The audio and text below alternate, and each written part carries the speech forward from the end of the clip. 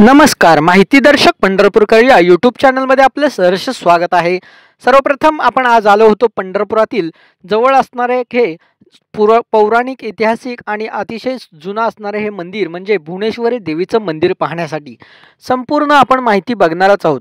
तत्पूर्वी आपण संपूर्ण व्हिडिओ पाहण्यासाठी आपल्या चॅनलला सबस्क्राइब करा आणि संपूर्ण व्हिडिओ पहा। मग आपण आलो होतो ते म्हणजे भुवनेश्वरीच्या मंदिरापाशी।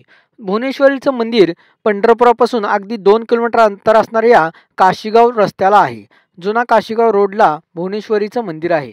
भुवनेश्वरीचं मंदिर अगदी दगडी आणि इतिहासकालीन प्राचीन आहे। याची संपूर्ण माहिती आपण घेणारच आहोत। तत्पूर्वी तुम्ही बघू शकता अतिशय सुंदर प्रकारे दगडी मंदिर आहे। आपण संपूर्ण माहिती इथल्या पुजारी काकांना विचारू। तर नमस्कार मित्रांनो, आपण आज आलो होतो पंढरपुरापासून अगदी 2 किलोमीटर असणाऱ्या अंतरावर जुना असणारे मंदिर, देवीचं जुनं असणारं मंदिर पाहण्यासाठी। भुवनेश्वरी देवीचं मंदिर अगदी प्राचीन आणि इतिहासकालीन मंदिर आहे। तर सर्व मंदिराविषयी माहिती व देवीविषयी माहिती आपल्याला इथले पुजारी काका सांगतील। काका, माहिती सांगा आपल्याला सर्व। हे मंदिर काशीगावाच्या उत्तर दिशेला आणि पंढरपूरच्या दक्षिण दिशेला दाखवलं जातं। आणि ह्या मंदिराची माहिती जर तुम्हाला पाहिजे असेल तर ह्या मंदिराची माहिती अशी की ज्या वेळेला पांडुरंग परमात्मा पंढरपूरला जेव्हा वास्तव्य करण्याकरता आले त्या टायमाला त्यांनी ह्या मंदिरात भुवनेश्वरी देवीची स्थापना केली।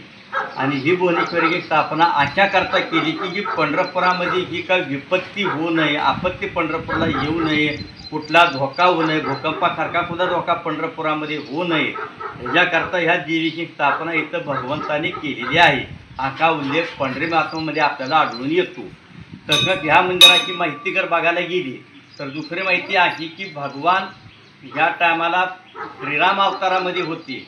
त्या टायमाला श्रीराम अवतारामध्ये सुद्धा वनवास संपल्यानंतर भगवान रामचंद्र ज्या टायमाला प्रभू रामचंद्र वनवास संपल्यानंतर अयोध्येला आले आणि अयोध्येला आल्याच्या नंतर प्रभू रामचंद्राला त्यांच्या गुरुने सांगितलं की बाबा तुला सिंहासनावर बसता येणार नाही, तर तुला काय करावं लागेल, तर फक्त तुला भुवनेश्वरीची साधना करावी लागेल।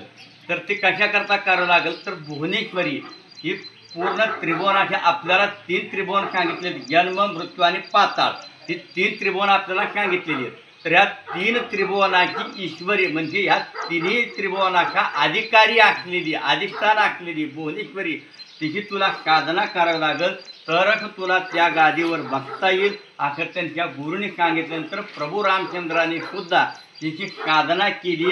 आणि त्या साधनेचं फल म्हणून करता याच देवीच्या पुढं तुम्हाला बजरंग बलीचं मंदिर दिसेल, बाकी कुठल्याही ठिकाणी तुम्हाला बजरंग बलीचं मंदिर दिसत नाही आहे। अशा देवीची स्थापना भगवंतांनी दोन्ही बाजूने केलेली आहे। दुसरी गोष्ट म्हणजे ही मूर्ती जी आहे ही पद्मासन घातलेली मूर्ती आहे। ही मूर्ती चतुर्भुज आहे। एका हातामध्ये पाश आहे तर दुसऱ्या हातामध्ये अंकुश आहे।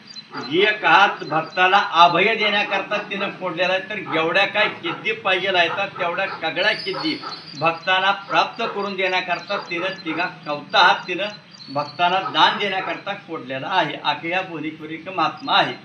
निश्चितच तुम्हाला माहिती कळली असेल, आईसाहेबाची माहिती तुम्हाला निश्चितच कळली असेल। तर तुम्ही सुद्धा पंढरपुरात कधी आला असाल तर पंढरपूरचे सुद्धा स्थानिक असाल तर या देवीला नक्की एकदा येऊन जावा। धन्यवाद। निश्चितच तुम्हाला सर्व काही माहिती कळली असेल। अशा प्रकारे आपण संपूर्ण इतिहासकालीन हे मंदिर आपण पाहिलेलं आहे। तुम्ही मंदिर अजून सुद्धा पाहत आहात। मंदिर तुम्ही अतिशय बघा, दगडी बांधकाम सर्व काही आहे। आईसाहेबाचं तुम्ही दर्शन घ्या। यानंतर आपण संपूर्ण माहिती तर बघितली आहे आणि अशा प्रकारे अजून व्हिडिओ पाहण्यासाठी आपल्या चॅनलला सबस्क्राइब करायला विसरू नका।